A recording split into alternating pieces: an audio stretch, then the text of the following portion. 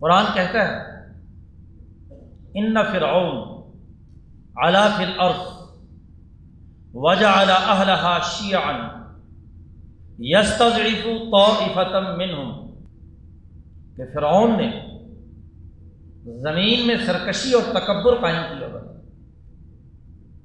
پورے قرآن حکیم کا مطالعہ کر جائیے، علو فی الارض یا علا فی الارض قرآن اس وقت استعمال کرتا ہے کہ جب کوئی قوم، نسل، فرد، طبقہ کسی دوسری نسل، قوم کو غلام بنا کر اس کی آزادی سلب کر دے۔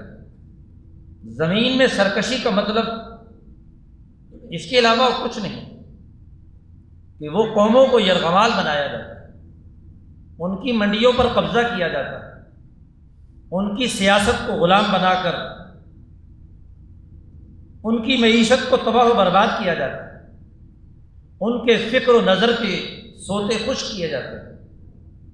سامراجی فکر، ظالمانہ نظام، سیاسی جبر، معاشی تباہی اور بربادی کسی قوم میں پیدا کی جاتی ہے۔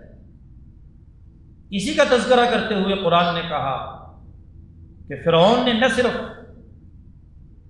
زمین پر سامراجیت قائم کی ہوئی تھی بلکہ ڈیوائڈ اینڈ رول کی سیاست، وجعل اہلہا شیعا،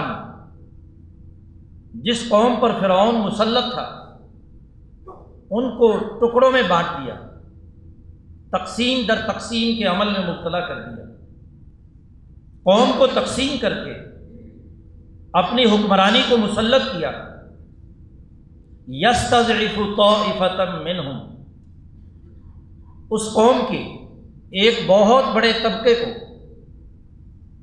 طاقت کے بلبوتے پر کمزور بنا دیا گیا۔ قرآن نے جا بجا یہ اصطلاح استعمال کی ہے، مستضعفین فی الارض، زمین میں جنہیں طاقت کے بلبوتے پر کمزور کر دیا گیا۔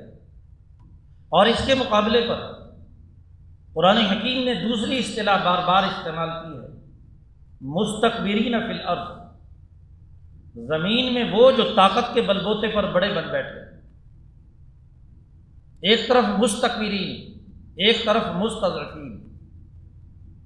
انبیاء علیہم السلام ان مستضعفین اور کمزور لوگوں کے لیے آتے ہیں جنہیں غلام بنا لیا گیا، جن کی آزادی سلب کر لی گئی، جن کے حقوق پامال کر لیے گئے، جن کی قومی شناخت ختم کر دی گئی، جن کے معاشی وسائل لوٹ لیے گئے،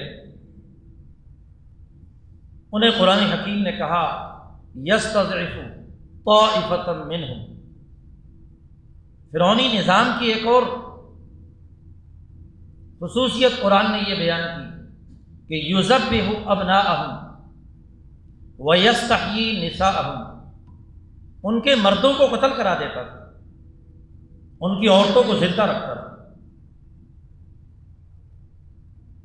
مردوں کو قتل کرانے کا مطلب نسلوں کو تباہ و برباد کرنا ہے، نسل کی تباہی اور بربادی۔ فرعونی نظام میں